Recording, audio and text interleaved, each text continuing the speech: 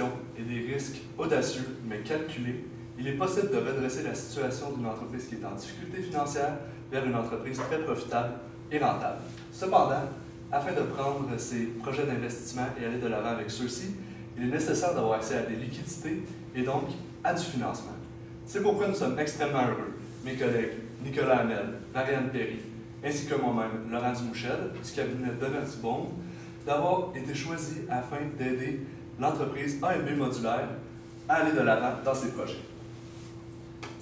Donc, le mandat est de conseiller AMB Modulaire sur la direction que devrait prendre l'entreprise dans le futur. Au niveau du plan de la présentation, nous allons commencer par une courte situation actuelle. Nous vous présenterons comment la gestion de la flotte de modules devrait être faite dans le futur. Nous ferons des conseils sur le développement de l'entreprise. Nous procéderons à des conseils comptables, des recommandations sur la responsabilité sociétale et le développement durable pour finalement conclure.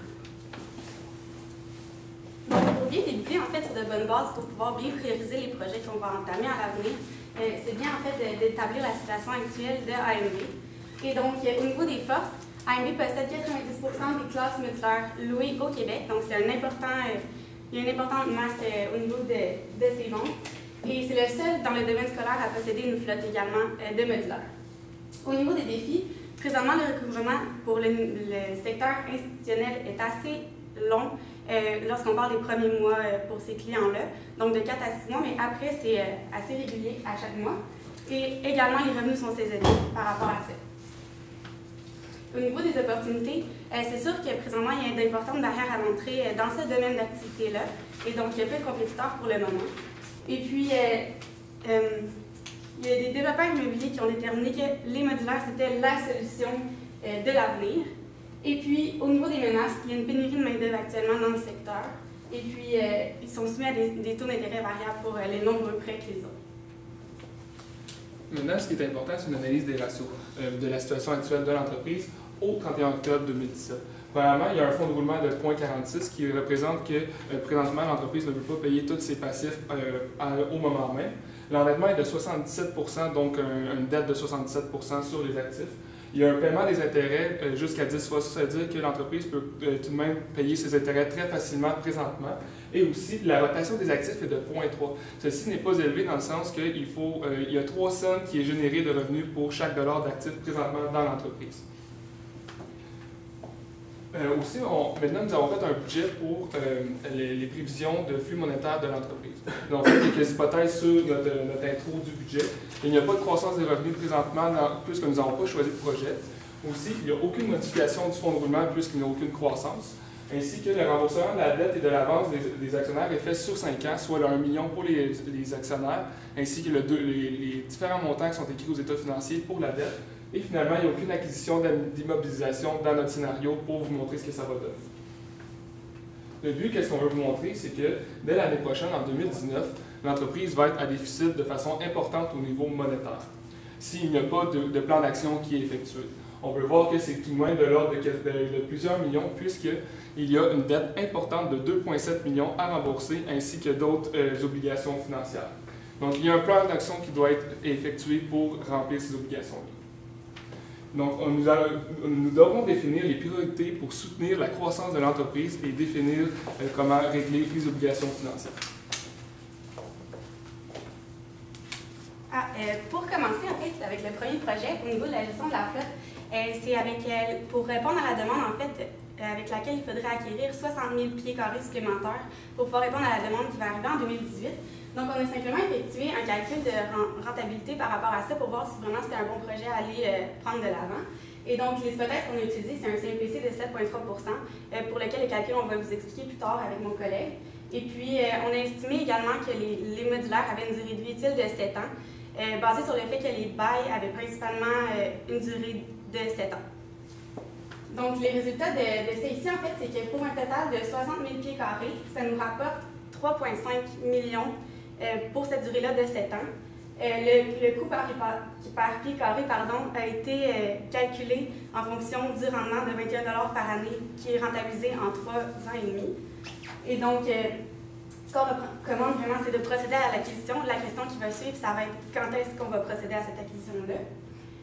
Et donc, avant d'entamer, d'acquérir finalement, il va falloir déterminer si le bien fondé de la demande prévue est là, puisque ça implique 33% supplémentaire de pieds carrés que vous possédez actuellement, finalement.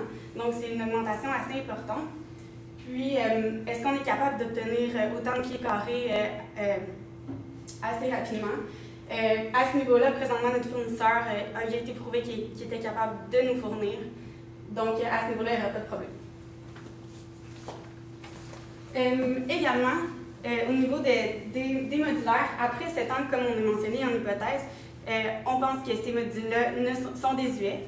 Et donc, il y a deux options qui s'offrent à nous, soit de convertir en logis comme il était nouveau en 2017, de convertir les modulaires désuets en logis pour les travailleurs, ou remise à neuf.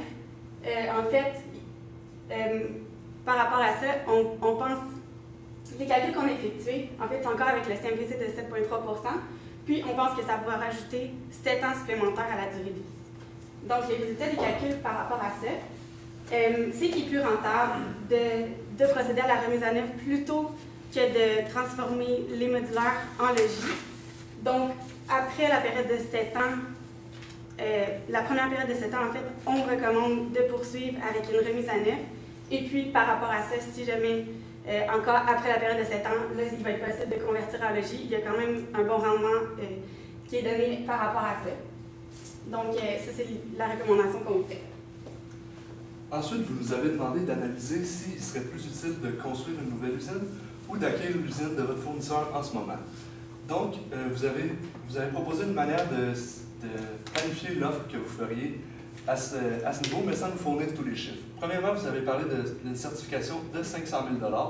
Vous avez dit la valeur des actifs. Par contre, la valeur des actifs n'était pas indiquée. Nous avons donc estimé qu'elle était à 1,4 million, puisque vous disiez que pour acquérir la compagnie, il y a de ça 2 ans, la personne avait déboursé 1,6 million de $. Plus que les biens étaient amortis sur 10 ans, on estime que la valeur comptable des actifs doit être environ d'1,4 million. Aussi, la profitabilité, 3 fois la profitabilité avant impôt, ça nous donne 3,42 millions de $. Et donc, la valeur totale, si on met ces trois montants ensemble, serait de 5,32 millions.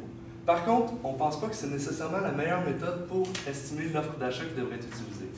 Un des points importants, c'est qu'en ce moment, l'usine fonctionne en sous-traitance.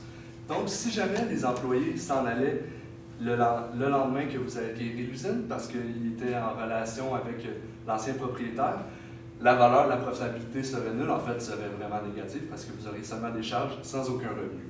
Donc, on ne pense pas que c'est la méthode la plus appropriée. Lorsqu'on évalue une entreprise, souvent, on utilise une de ces trois méthodes. La première, c'est une méthode basée sur les actifs, qui est surtout utilisée quand la compagnie est à perte ou quand la valeur de l'entreprise est surtout basée sur ses actifs et non sur le profit qu'elle peut amener. Ensuite, la méthode basée sur les résultats que vous pensez obtenir. Et la troisième méthode est basée sur la valeur de marché qu'on peut seulement obtenir si des transactions semblables ont lieu ou pour des entreprises cotées. Donc, les hypothèses principales qu'on a faites.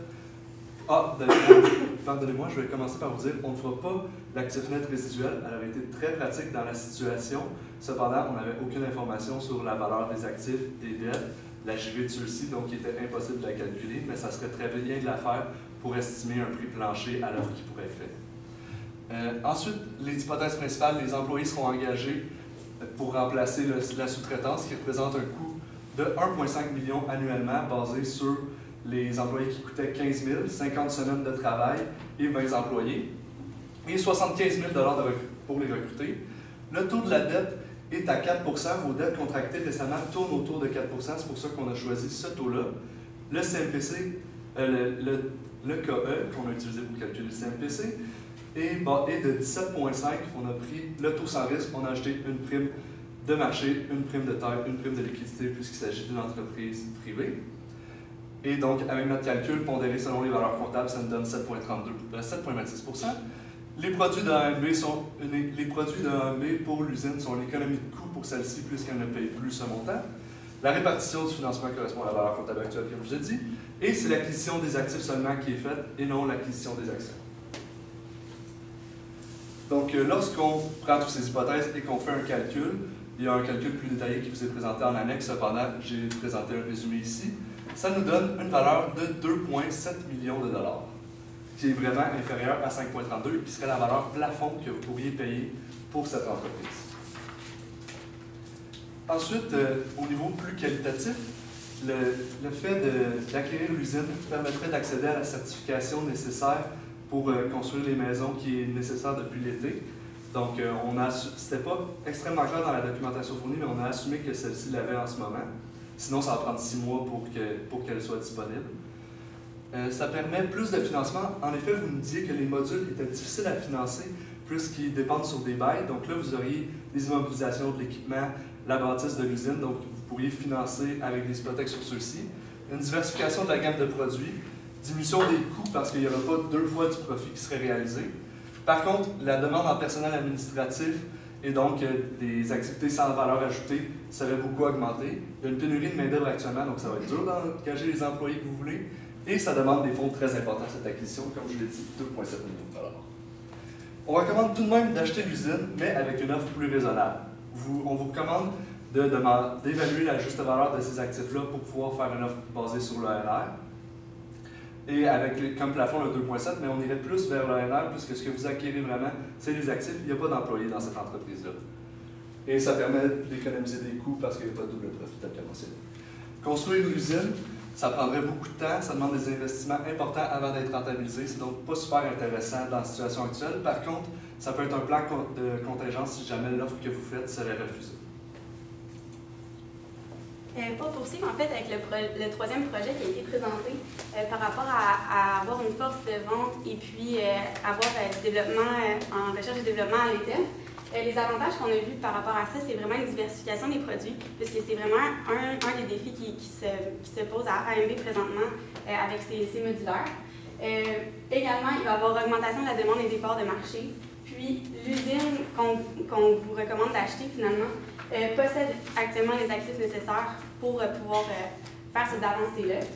Par contre, c'est présentement difficile de répondre à la demande actuelle. Donc, ajouter des produits et augmenter la demande serait peut-être pas quelque chose que AMB pourrait faire actuellement. Et donc, en plus, c'est difficile de trouver la main-d'œuvre, comme on vous mentionne depuis le début de la présentation. Donc, c'est une autre difficulté par rapport à ce projet-là. Et des coûts importants de mise à niveau et de construction qui seraient à engendrer. Donc, c'est sûr que présentement, on recommande à court terme de ne pas entamer cette force de vente-là ni de recherche et développement. C'est sûr que c'est vraiment un beau projet d'avenir, mais ce n'est pas pour les perspectives à court terme. Et donc, on pense que c'est vraiment plus avantageux pour AMB de se baser sur sa réputation actuelle pour vraiment aider à soutenir sa croissance sur le long terme. En ce moment, si on regarde rapidement vos états financiers, ils ne semblent pas être audités. Or, vous allez demander du financement important bientôt, puisque vous voulez financer probablement l'acquisition de l'usine ou l'acquisition de la gestion, l'acquisition de la flotte. Donc, il est fort probable que les prêteurs ou actionnaires futurs vont vous demander d'avoir des états financiers avec un niveau d'assurance, soit une mission d'examen, une assurance raisonnable, ou une assurance élevée avec une mission d'audit. Donc, aussi, ça ne pourra pas être Demersbond qui fera ce mandat-là, puisque, comme vous le voyez, on pratique beaucoup de conseils en ce moment. Il y aurait donc un conflit d'indépendance si on réaliserait également le mandat d'audit. Il y a quelques problèmes comptables qui seraient à régler dans ce cas-ci. Premièrement, vous ne faites pas de présentation court terme, long terme de vos actifs en ce moment. Donc, c'est sûr que ça va être nécessaire, c'est requis par les NCSCF.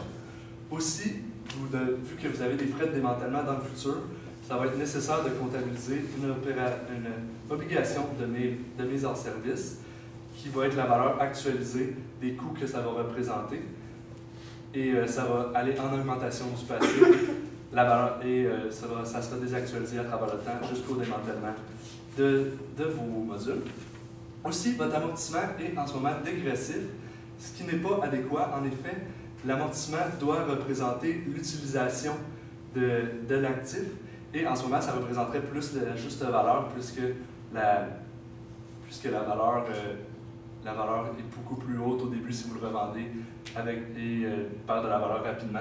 Donc, il faudrait probablement que vous passiez à un amortissement linéaire plutôt que dégressif. Et finalement, il faudrait que pour tous vos contrats de location, qui est votre activité principale, vous fassiez l'analyse de s'il s'agit de location-vente ou de location-exploitation en utilisant les 5 critères prescrits par l'NCC. Maintenant, plusieurs projets, beaucoup de demandes de financement qui vont être nécessaires, mais il faut choisir ses batailles. Donc, nous avons un plan d'action ici pour ce qui est le plus important à court terme jusqu'à ce qui va être au long terme. Vraiment, les modifications comptables, aucun financement nécessaire, ça va être juste des ajustements qui vont être nécessaires pour des audits possibles futurs.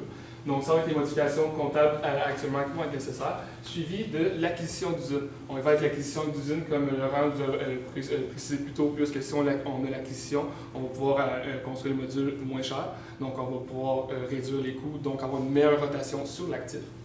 Et l'acquisition de modules, ensuite, l'acquisition des modules, il y a 2 options. C'est si on a l'usine, on va pouvoir les produire vous-même. Mais sinon, s'il n'y a pas l'acquisition d'usine, ça va être de continuer de faire l'acquisition à l'aide de votre fournisseur actuel. Et finalement, ça va être la recherche et développement à long terme pour s'assurer de la croissance de l'entreprise. Mais à le long terme, ça va être seulement lorsque les liquidités seront au rendez-vous pour financer un tel projet. Financement maintenant. Plusieurs types de financement possibles, mais il y en a seulement un qui va être plus important pour vous. Il y a la dette, il y a le financement privé et le financement public. Dans cette situation-là, la dette n'est pas recommandable puisque vous êtes déjà endetté à 77%, ce qui est déjà élevé. Et aussi, c'est assez précaire puisque c'est des bails qui ne sont pas tout le temps garantis. Donc, c'est difficile de faire des garanties sur ces modules-là, comme il a été mentionné. Aussi, il y a déjà un cautionnement important de la part des propriétaires de l'entreprise. Donc, ça ne serait pas suggéré de l'augmenter encore une fois.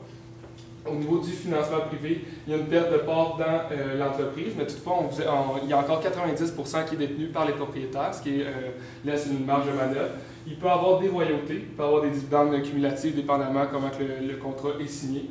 Et financement public, il y a une possibilité, il va y avoir un premier appel à l'épargne, ce qui a des coûts importants. Et finalement, il va y avoir une divulgation des états financiers qui va être nécessaire à chaque trimestre en IFRS, ce qui a une complexité assez importante pour une petite entreprise de 3,3 millions de chiffre d'affaires.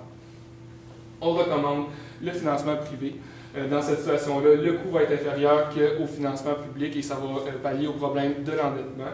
Et aussi, ça va être plus raisonnable, et ainsi que ça va être d'effectuer des rondes de financement au privé dans tout le pays pour s'assurer de récolter les fonds. Et finalement, ça va permettre à l'entreprise à une forte croissance d'avoir du potentiel de croître et d'avoir le financement nécessaire. On suggère environ un financement de 5 millions afin d'avoir un budget comme qui est présenté ensuite, soit un budget qui va rester positif dans les prochaines années. Présentement, on parle de 80 à 100 000 $ qui va être le budget. Toutefois, il ne faut pas oublier qu'il y a une marge qui est disponible jusqu'à la hauteur de 1,5 million qui va pouvoir aider en cas de pépin, en cas de fonds d'urgence, pour pallier les problèmes à court terme comme il est nécessaire d'utiliser sur une marge de crédit. Maintenant, responsabilité sociétale et développement durable. Pour toute entreprise, c'est important pour avoir une croissance durable d'avoir du développement durable. Il faut prendre en compte les parties prenantes, soit les employés, les clients et le gouvernement. Comment est-ce que vous pourriez faire ça? C'est à l'aide des certifications, comme vous l'avez déjà mentionné. Premièrement, il y a la ligne platine en bas que vous avez déjà mentionné pour les bâtiments qui pourraient vous permettre d'avoir une meilleure qualité de bâtiment. Il y a aussi l'ISO 14001 au niveau de l'environnement, qui est une certification qui pourrait être recherchée par les clients, ce qui augmenterait votre bassin de clients. Ainsi qu'il y a l'ISO 26000 qui pourrait vous permettre d'avoir certains principes et un guide de recommandation pour améliorer vos pratiques envers vos parties prenantes, qui s'assurerait d'avoir un développement durable au sein de l'entreprise. Si on revient sur les points principaux de la présentation, on vous recommande de faire l'achat de l'usine dès cette année afin de bien assimiler celle-ci et l'utiliser dans votre production. On vous recommande aussi d'aller avec du financement privé puisqu'on le trouve plus avantageux. On ne veut pas augmenter votre dette en ce moment et un premier appel public à l'épargne serait trop complexe. Et on vous suggère une croissance organique un peu plus modérée plutôt que de continuer à avoir une croissance extrême et risquer de manquer de liquidité. Donc, grâce à nos recommandations, on pense que vous êtes bien placé pour réaliser cette croissance-là et continuer d'être une entreprise profitable. Merci pour votre attention et nous sommes prêts à vos questions.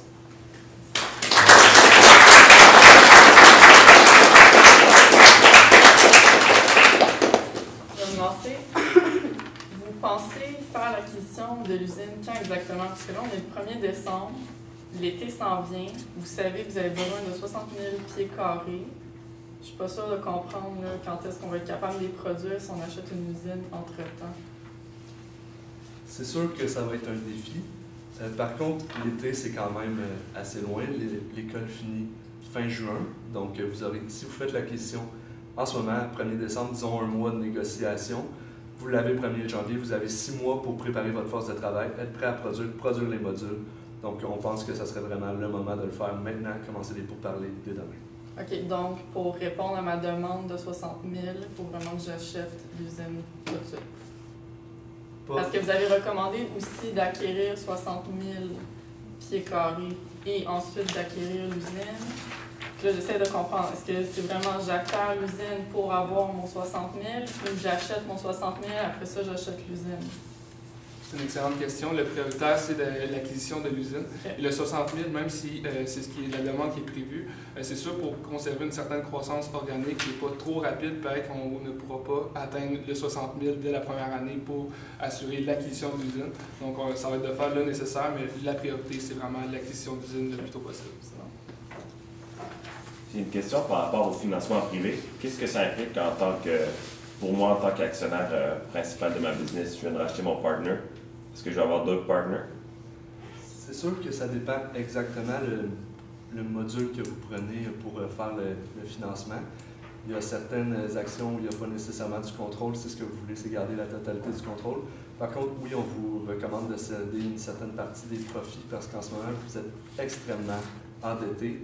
Et donc, si vous continuez à augmenter votre endettement et donc à augmenter vos charges d'intérêt, vous pourrez vous diriger vers un manque de liquidité. Donc oui, on vous recommande de céder un pourcentage des revenus. Mais pas nécessairement du contrôle, il faut vraiment valider les options. Il y a certaines firmes de private equity qui sont des gros fonds et donc qui n'interviennent pas directement dans les décisions. C'est vraiment à consulter dans un mandat subséquent en profondeur.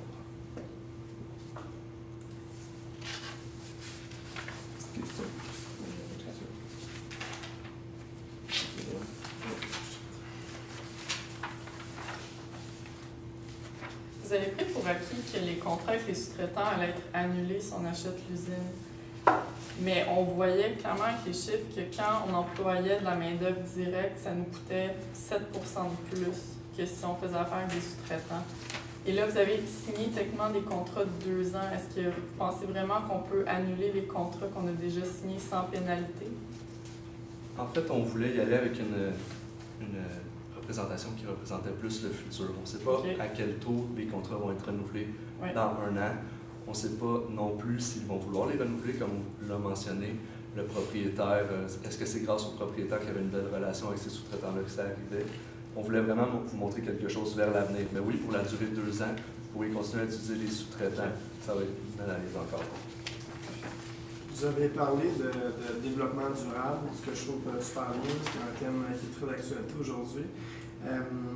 En allant chercher les certifications ISO dont vous mentionnez, est-ce que vous aviez prévu du financement aussi pour ça? Parce que c'est pas juste d'aller chercher ces certifications-là, c'est souvent de planifier à l'avance pour tous les investissements à venir. Est-ce que vous aviez quelque chose en tête là, par rapport à ça? Est-ce que ça serait inclus dans justement le financement privé? Présentement, ça n'a pas été inclus puisque le plus important, c'est de s'assurer que les obligations financières pour 2019 soient remplies. Donc, une étude de marché devra être effectuée pour savoir une entreprise de 3,3 millions de dollars qui fait des modules. Qu'est-ce que ça implique d'avoir l'ISO 14001 et l'ISO 26000? Et lorsque les coûts seront déterminés, là, on pourra les rajouter au budget pour le financement. Mais présentement, ils ne sont pas inclus. J'ai une question. Vous venez de dire que c'est important de s'assurer du financement de 2018-2019. Donc, le 5 millions comprend, le 5 millions de financement privé comprend l'acquisition de l'entreprise plus le respect de nos obligations dans le futur. Est-ce que c'est risqué de demander de se baser seulement sur le financement privé pour y arriver? Qu'est-ce qui arrive si on ne l'a pas? C'est une excellente question. Justement, ça, c'est un plan A et il y a des risques que finalement, le 5 millions ne soit pas rencontré. C'est sûr que dans cette situation-là, l'autre option, soit l'endettement, pourrait être envisagé, mais faire un prorata entre les deux, soit le financement qui a réussi à être trouvé et combler le reste avec le financement par dette. Et ce qui est avantageux, c'est dans la situation de l'acquisition d'usine, on va acquérir des actifs et dans cette situation-là, on va pouvoir avoir une garantie pour aller chercher une nouvelle dette, soit de l'hypothèque, sur les actifs achetés. La période de questions intervenues. Super, merci.